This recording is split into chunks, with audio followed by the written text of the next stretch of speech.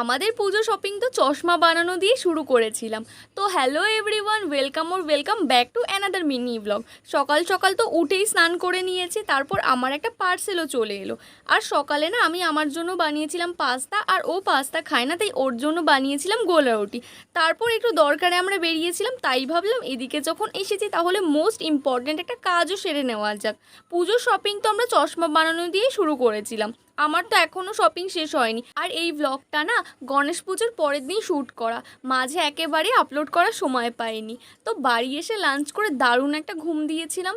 আর রাতে জানো তো মায়ের কিছুই রান্না করতে ইচ্ছে করছিল না, তাই আমরা বাইরে থেকে বিরিয়ানি এনেছিলাম। তো বিরিয়ানি দিয়ে দারুণ একটা ডিনার এনজয় করে ন্যানোর সাথেও একটু খেলে নিলাম। প্রচুর দুষ্টুমি করার জন্য ন্যানো একটু বকাও খেলো, তারপর মায়ের কাছে কিন্তু অনেকটা আদরও খেয়েছিল।